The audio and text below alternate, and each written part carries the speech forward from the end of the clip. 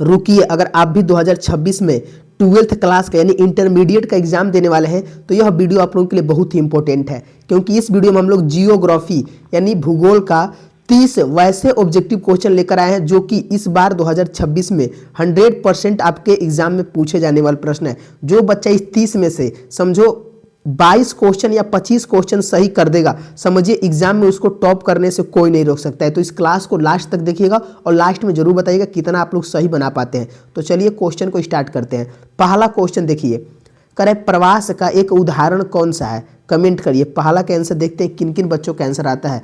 तो आंसर क्या हो जाएगा, प्रवास का एक उदाहरण कौन सा है, करे गांव से नगर, नगर से नगर की गांव से गांव की, सभी विकल्प सही है। पहला का आंसर क्या हो जाएगा, तो सभी विकल्प सही है। ऑप्शन डी आपको याद कर लेना है। जो बच्चे डी लगा रहे होंगे बिल्कुल सही आंसर है। चलिए दूसरा क्वेश्चन देखिए, करे प्रवास के प्रतिकर्षक कारक कौन से हैं। तो प्रवास के प्रतिकर्षक कारक कौन से हैं, याद रखेंगे ऑप्शन सी हो जाएगा बेरोजगारी। क्या हो जाएगा, बेरोजगारी हो जाएगा। ऑप्शन सी एकदम आपको याद कर लेना है। ये सब आपको याद कर लेना है बाबू, ये सब इंपॉर्टेंट क्वेश्चन है जो कि एग्जाम में पूछे जाते हैं। तीसरा क्वेश्चन करें कि जल की उपलब्धता किस प्रकार का कारक है। तो जल की उपलब्धता जो है किस प्रकार का कारक है, तो यह भौगोलिक कारक है, याद रखेंगे। यह भी इंपॉर्टेंट क्वेश्चन है। और एक बात ध्यान रखेंगे, बहुत सारे बच्चे हैं जो बाबू वीडियो को लाइक नहीं करते। तो अभी इतना मेहनत करने के लिए बावजूद भी आप लोग अगर वीडियो को लाइक नहीं करते हैं तो बताइए आप लोग सारे बच्चे वीडियो को लाइक कर लेंगे। और जो न्यू स्टूडेंट होंगे ना, जिनको अभी तैयारी नहीं हो पाई है बाबू, वो चैनल को सब्सक्राइब कर लीजिए। आपका पूरा हम ऑब्जेक्टिव करवा देंगे जो इंपॉर्टेंट क्वेश्चन है। तो चलिए सब्सक्राइब करना मत भूलिएगा और लाइक भी कर लीजिएगा। तो चौथा का आंसर लगाइए, कह रहा है कि लोग किस प्रकार की भूमि पर बसना पसंद करते हैं। कह रहे पहाड़ी पर, समतल, उबड़ खाबड़ की रेगिस्तान में। तो लोग जो होते हैं समतल भूमि पर रहना पसंद करते हैं, बसना पसंद करते हैं। ऑप्शन बी आपको एकदम याद कर लेना है। चलिए अगला क्वेश्चन देखते हैं। पांचवा प्रश्न कह रहा है कि नगरीकरण का मुख्य कारण क्या है। तो नगरीकरण का जो मुख्य कारण है, कह रहा है उद्योगों का विकास, कृषि का विकास, खनिज संसाधनों की उपलब्धता, स्वास्थ्य और सेवाएं, शिक्षा दोनों। यानी देखिए स्वास्थ्य और शिक्षा सेवाएं दोनों, इसी के कारण नगर का विकास हो रहा है, नगरीकरण हो रहा है, ध्यान रखेंगे। छठवां क्वेश्चन देखिए, किस क्षेत्र में अधिक खनिज पाए जाते हैं। तो किस क्षेत्र में अधिक खनिज पाए जाते हैं, तो खनन क्षेत्र में।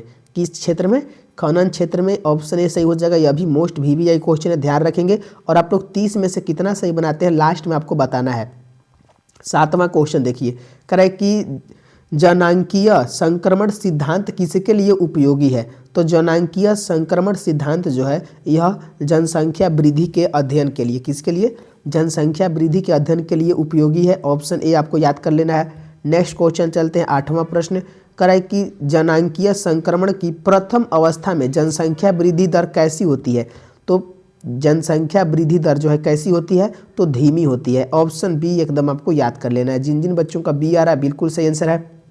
9 क्वेश्चन कह रहा है कि जनांकीय संक्रमण की द्वितीय अवस्था में किसका सुधार होता है।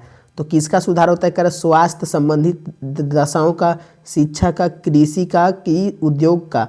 तो स्वास्थ्य संबंधित दशाओं का सुधार होता है। ऑप्शन ए आपको एकदम याद कर लेना है।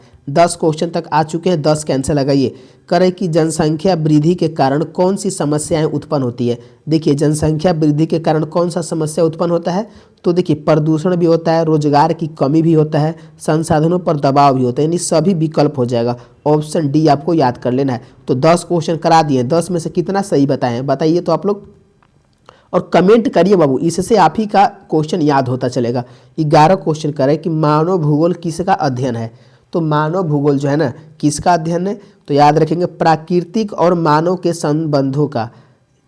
मानव भूगोल जो है प्राकृतिक और मानव के संबंधों का अध्ययन है। ऑप्शन ए आपको याद कर लेना है, बिल्कुल सही आंसर हो जाएगा ऑप्शन ए। चलिए 12 क्वेश्चन देखते हैं। करें कि मानव भूगोल के अंतर्गत कौन सा क्षेत्र नहीं आता है। तो मानव भूगोल के अंतर्गत समुद्री भूगोल नहीं आता है। कौन नहीं आता है, समुद्री भूगोल नहीं आता है। देखिए नगरीय भूगोल आता है, आर्थिक भूगोल भी आता है, लेकिन समुद्री भूगोल नहीं आता है, इसको ध्यान रखेंगे। अगला क्वेश्चन चलते हैं। 13 प्रश्न करें संसाधन भूगोल किसका अध्ययन करता है। तो संसाधन भूगोल जो है किसका अध्ययन करता है, तो संसाधनों का करता है। ऑप्शन ए सही हो जाएगा, ऑप्शन ए को याद कर लेंगे। अगला क्वेश्चन 14 प्रश्न कह रहा है कि किस विचारधारा के समर्थक रेटजेल और हेम्बोल्ट थे। तो किस विचारधारा के समर्थक थे, 14 के आंसर याद रखेंगे नियतिवाद के थे। किसके थे? नियतिवाद के थे। ऑप्शन ए सही हो जाएगा। यह भी VBI क्वेश्चन है, ध्यान रखेंगे। जो जो क्वेश्चन बता रहे हैं सब आपके एग्जाम में आने वाला प्रश्न है, इसको रट जाइएगा कैसे भी करके। 15 का आंसर लगाइए। कह रहा है कि संभववाद के समर्थक कौन थे? क्या आंसर हो जाएगा बाबू? संभववाद के समर्थक कौन थे? रेट जेल थे कि विडाल डी ला ब्लास थे? कौन थे? तो ऑप्शन बी आपका सही हो जाएगा, विडाल डी ब्लास थे। ऑप्शन बी को याद कर लेंगे। अगला क्वेश्चन देखते हैं, 16 प्रश्न। कराए कि नव निश्चयवाद विचारधारा को क्या और कहा जाता है? तो नव निश्चयवाद विचारधारा को क्या और कहा जाता है?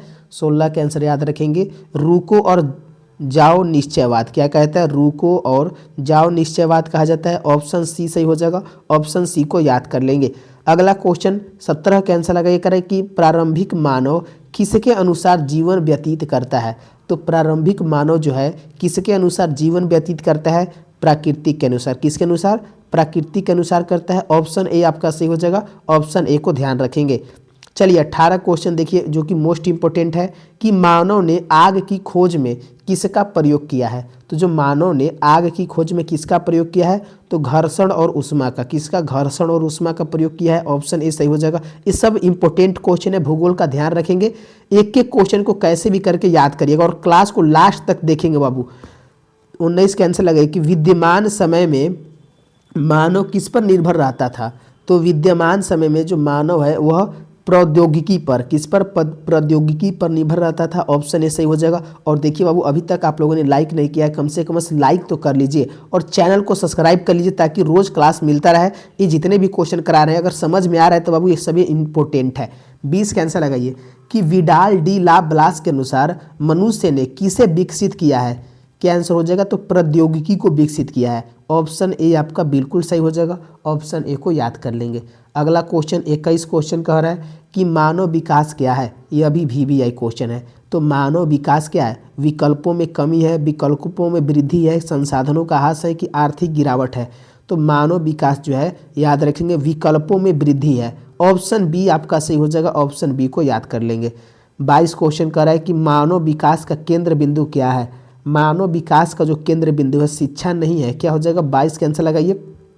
तो देखिए शिक्षा, स्वास्थ्य, साधन एवं तक पहुंचना, ये सभी हो जाएगा। सॉरी बच्चों, ऑप्शन डी हो जाएगा। शिक्षा भी हो जाएगा, स्वास्थ्य भी हो जाएगा, संसाधनों तक पहुंच भी हो जाएगा।